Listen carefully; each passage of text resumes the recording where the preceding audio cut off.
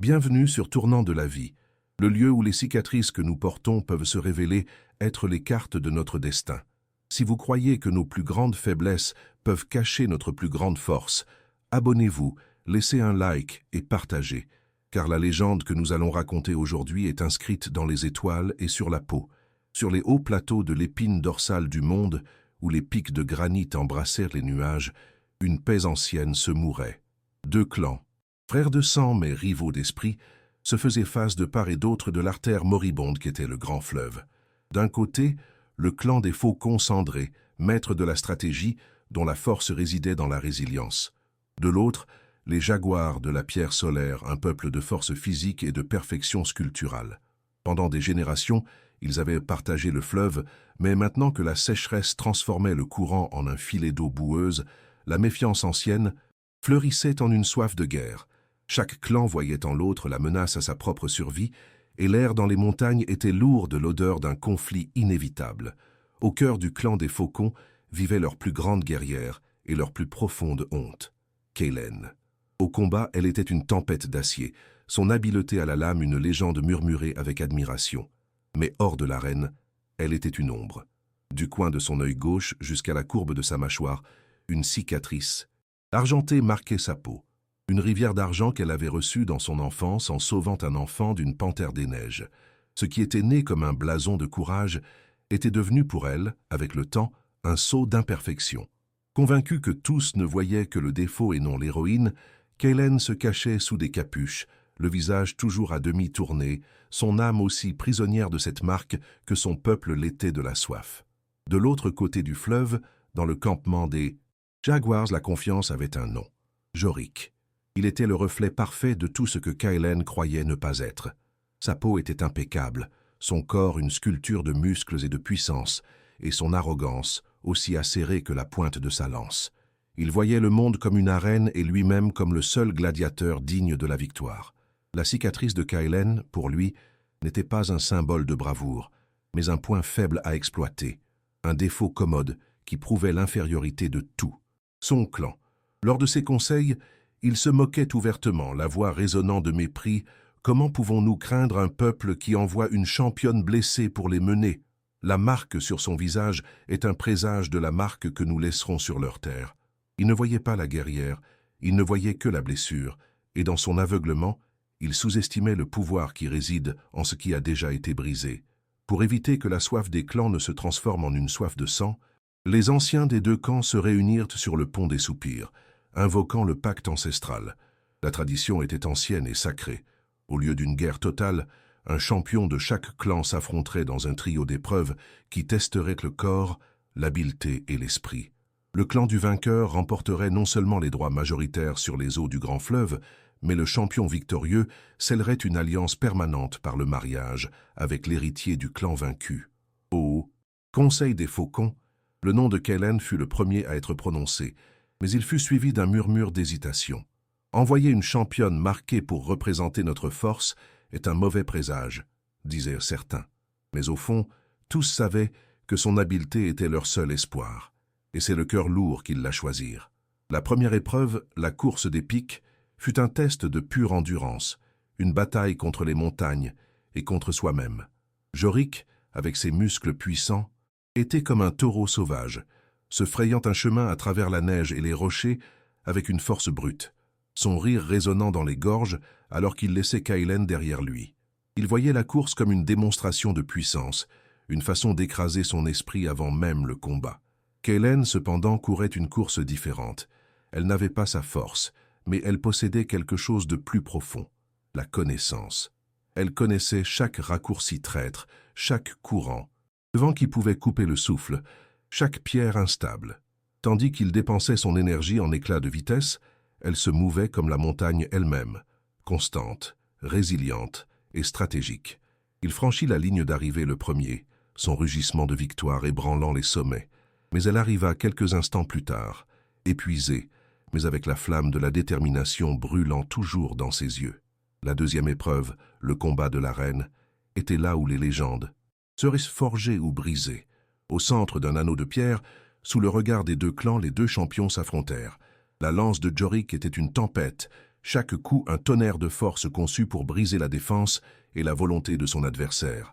L'épée de Kaelen, cependant, était un éclair rapide et précise, parant et contre-attaquant avec une habileté qui frisait le surnaturel.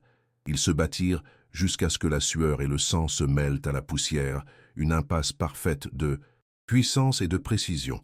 Mais lorsque les anciens rendirent leur jugement, la victoire fut accordée à Jorik, non pour sa supériorité, mais pour sa démonstration plus imposante et héroïque.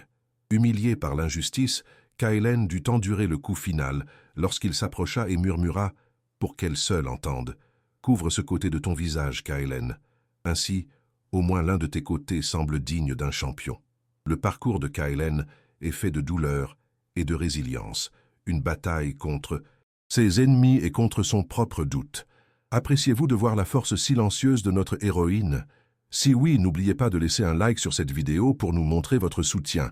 Maintenant, nous voulons savoir, quelle cicatrice, visible ou invisible, portez-vous qui est finalement devenue une source de force? Laissez vos histoires dans les commentaires ci-dessous. Les mots de Jorik furent un poison qui s'infiltra dans les veines de Kaelen, plus douloureux que n'importe quelle blessure physique qu'elle ait jamais subie. Cette nuit-là, dans sa tente solitaire, elle évita son propre reflet.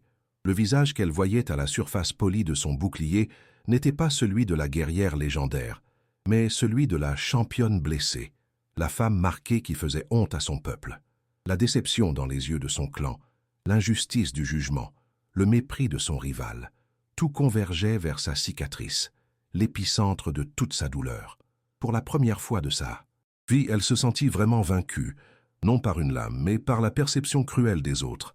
La volonté de se battre l'abandonna, ne laissant derrière elle que le désir de se cacher pour toujours sous la capuche qui était devenue sa seule armure. Mais en touchant le relief argenté sur sa peau, un souvenir fantôme surgit, non pas de honte, mais du cri terrifié d'un enfant et du grognement d'une panthère des neiges. Elle se souvint de la chaleur du sang, de la douleur lancinante et de la gratitude dans les yeux de la mère de l'enfant qu'elle avait sauvé. La cicatrice n'était pas une marque d'échec, c'était le prix du courage. Et avec ce souvenir, une braise de son ancienne résilience se ralluma. Le lendemain matin, lorsque les anciens annoncèrent l'épreuve finale, elle était prête. Le défi ne se déroulerait pas dans l'arène, mais au temple solaire, un ancien observatoire construit sur le plus haut sommet par leurs ancêtres communs. La tâche, mystérieuse et non résolue depuis des siècles, était de déchiffrer la lumière des ancêtres pour trouver le chemin vers la paix véritable. Un test non de force, mais d'esprit. L'ascension vers le temple solaire fut un pèlerinage silencieux. La structure, un anneau de pierre au sommet du monde, semblait pulser d'une énergie ancienne. À l'intérieur, la chambre circulaire était froide, les murs couverts d'une tapisserie de glyphes qui avaient déconcerté les plus sages de leur clan pendant des siècles. Jorik, impatient comme toujours, commença à traiter l'énigme comme une forteresse à prendre. Il tenta de déchiffrer les symboles avec une logique de guerrier, chercha des motifs et alla même jusqu'à utiliser sa force pour essayer de déplacer un monolithe au centre de la salle, croyant que la réponse était cachée et non révélée. Sa frustration grandissait à chaque tentative infructueuse, son arrogance se heurtant au silence de pierre du temple. Kaelen, quant à elle, restait immobile, sentant le poids de l'histoire et celui de son propre désespoir. Elle ne voyait pas un code à casser, mais une chanson dont elle ne parvenait pas à entendre la mélodie. Les heures passèrent, et le soleil entama sa lente descente vers l'horizon, peignant le ciel de teintes orangées et pourpres. La lumière du crépuscule inonda la chambre à travers une ouverture dans le plafond, et c'est alors que la magie ancestrale du temple se réveilla. Le dernier rayon de soleil de la journée frappa un grand cristal positionné au sommet du dôme qui le réfracta en un faisceau de lumière unique, focalisé et aveuglant, projeté directement sur le panneau principal de glyphes. La lumière était si intense que Kaelen, instinctivement, tourna le visage sur le côté, un geste réflexe. Son action projeta l'ombre nette de son profil sur le mur de pierre. Jorik, réalisant ce qui s'était passé, rit avec dédain. « Regardez-moi ça, même ton ombre est déformée et imparfaite, marquée comme toi. » Les mots de Jorik destinés à la blesser furent, au contraire, la clé qui ouvrit la dernière porte. Sa moquerie la força à regarder l'ombre qu'elle avait toujours évitée, et ce qu'elle vit lui coupa le souffle. Jorik voyait une distorsion. Kaelen voyait un miracle. La ligne argentée sur sa peau, une fois transformée en ombre par la lumière ancestrale, n'était pas un défaut. C'était un contour parfait, une carte céleste gravée sur son propre visage. La courbe principale de sa cicatrice s'alignait avec une précision impossible, reliant le glyphe de la montagne au glyphe du fleuve. Les ramifications mineures, qu'elle avait toujours détestées, pointaient avec exactitude vers les symboles du faucon et du jaguar, et vers d'autres qui représentaient les saisons de la sécheresse et de la pluie. Ce qu'elle avait porté comme une malédiction toute sa vie était en réalité une bénédiction sacrée, la réponse que son peuple cherchait depuis des siècles. La voix tremblante, non de peur, mais de l'ampleur de sa découverte, Kaelen fit un pas vers le mur illuminé. « Tu as tort, Jorik, elle n'est pas déformée, elle est précise, » dit-elle, et pour la première fois, il n'y avait pas de honte dans sa voix, seulement de l'admiration. Elle traça l'ombre de sa cicatrice avec son doigt. « La montagne ne possède pas le fleuve, » déclara-t-elle, la voix résonnant de la sagesse de ses ancêtres. Elle le guide. La force d'un clan ne vient pas de la soumission de l'autre pour boire seul, mais de guider le courant pour que tous puissent étancher leur soif. Le message ancestral révélé par son propre défaut ne parlait pas de victoire ou de domination, mais de coopération. La carte sur son visage révélait un ancien système d'aqueducs et de réservoirs, oublié par le temps, qui, s'il était réactivé, apporterait une eau abondante aux deux clans. Quand la dernière parole de Kaelen résonna et se dissipa dans le silence de pierre, la lumière du soleil disparut complètement, plongeant le temple dans l'obscurité du crépuscule. Mais l'image de l'ombre de sa cicatrice, la carte du salut resta gravée dans l'esprit de tous les présents. Jorik fixait le mur désormais vide, puis le visage de Kaelen, doucement éclairé par la lumière de la lune qui commençait à entrer. Les fondations de son monde, bâties sur l'idéal de la perfection physique et de la force brute, s'étaient désintégrées. Il n'avait pas été vaincu par une lame plus rapide ou un muscle plus fort, mais par une vérité qui se trouvait depuis toujours sur le visage de la femme qu'il avait tant méprisée. Son arrogance, sa confiance, tout s'évanouit, ne laissant derrière que le vide d'un homme qui venait de découvrir que toute sa vie avait été un mensonge. Kaelen se retourna, et pour la première fois depuis des années, elle marcha vers la lumière sans désirer cacher son visage. Sa capuche était baissée, et elle ne se recroquevilla pas en passant devant les anciens des deux clans, qui la regardaient maintenant avec une révérence qui frisait le sacré. En sortant du temple sous le ciel étoilé de l'épine dorsale du monde, le chef des jaguars de la pierre solaire, un homme imposant à la posture de roi, marcha vers elle, ignorant complètement son propre champion vaincu. Devant Kaelen, il s'inclina profondément, un geste de soumission et de respect qui choqua tout le monde. « Nous cherchions la perfection dans la pierre et le muscle, » dit-il, sa voix grave résonnant dans la nuit. « Mais la vérité était écrite sur la peau. Ta marque n'est pas un défaut. Guerrière, c'est une bénédiction, une carte des ancêtres pour nous guider. » La guerre pour l'eau prit fin avant même d'avoir commencé, remplacée par une fièvre de construction et de coopération. Suivant la sagesse révélée sur le visage de Kaelen, les guerriers des deux clans qui affûtaient autrefois leurs lames pour la bataille maniaient désormais des pioches et des pelles. Travaillant côte à côte, ils déterrèrent les anciens canaux, leurs voix s'unissant dans des champs de travail là où il y aurait eu autrefois des cris de guerre. L'alliance, convinrent les anciens, n'avait plus besoin d'être scellée par un mariage forcé. Elle se forgeait là, dans la boue et la sueur, cimentée par la redécouverte de leur but commun. Jorik, désormais un homme humilié et silencieux, travaillait parmi eux. Sa pénitence non imposée par d'autres, mais par sa propre conscience, chaque pierre qu'il déplaçait, un petit pas loin de l'homme arrogant qu'il avait été.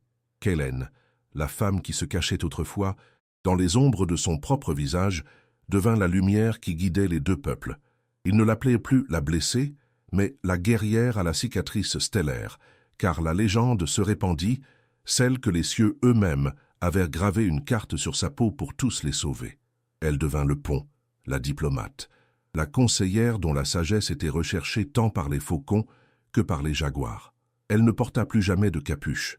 Son visage, avec sa rivière d'argent, était désormais un symbole d'espoir. Un témoignage vivant que la vraie force ne réside pas dans l'absence de défauts, mais dans le courage de transformer les blessures en source de sagesse. Elle n'était plus la guerrière qui se cachait, mais la leader qui enseignait aux autres à trouver le chemin. Un jour, alors que les enfants couraient rentrer chez eux, Jorik s'approcha de Kailen. L'année de travail humble avait ciselé l'arrogance de son visage, laissant derrière elle la sérénité d'un homme qui avait fait la paix avec ses démons. Il ne la regardait plus avec rivalité, mais avec un respect profond et inébranlable. Dans ses mains, il tenait une petite sculpture en bois qu'il avait faite lui-même, un faucon et un jaguar, buvant côte à côte à la même source. J'ai passé ma vie à adorer la perfection de la pierre, croyant que la force était l'absence de défauts, dit-il, la voix basse et sincère. Tu m'as appris que la vraie force est le courage de montrer ses marques et de les utiliser comme un guide. L'honneur que je cherchais n'a jamais été dans ma peau impeccable, Kailen. Il se trouvait depuis le début dans ta cicatrice. L'union des clans, finalement, ne fut pas scellée par un seul mariage, mais par des centaines d'amitiés, de partenariats et un profond sentiment de but partagé. La légende de la guerrière à la cicatrice stellaire devint le mythe fondateur de leur nouvelle ère de paix, une histoire racontée autour des feux de camp pour enseigner à chaque nouvelle génération ce qui comptait vraiment. Ils apprirent à combiner la stratégie des faucons avec la force des jaguars, devenant un peuple plus fort et plus sage qu'ils ne l'avaient jamais été séparément. Le pacte ancestral fut accompli, non par la victoire d'un champion sur l'autre, mais par la victoire de la sagesse sur la rivalité, prouvant que la paix véritable n'est pas le résultat d'une conquête, mais d'une compréhension mutuelle. Et ainsi, la légende de l'épine dorsale du monde fut réécrite. Non avec de l'encre, mais dans l'âme de son peuple. L'histoire de Kailen et Jorik devint une leçon éternelle sur la différence entre la beauté et la valeur. La peau impeccable de Jorik racontait une histoire de facilité, une perfection qui n'avait jamais été mise à l'épreuve. La peau marquée de Kailen, cependant, racontait une histoire de courage, de survie, d'une beauté forgée dans le feu de l'adversité. Et ce qu'ils ont appris, et ce que nous apprenons avec eux, c'est que nous ne devons pas craindre nos cicatrices. Elles sont la preuve que nous nous sommes battus, que nous avons guéri, que nous avons vécu. Ce sont les cartes de nos voyages uniques, et sous la bonne lumière de la sagesse et de l'acceptation de soi, elles ne révèlent pas nos faiblesses, mais le chemin vers notre plus grande force. Le parcours de Kailen nous enseigne que nos plus grandes blessures peuvent cacher notre plus grande sagesse. Ici, sur Tournant de la vie, nous célébrons les histoires qui nous rendent plus forts. Si vous avez été inspiré par cette légende, abonnez-vous, laissez un like et partagez. Continuez avec nous pour découvrir les retournements qui transforment les cicatrices en couronnes.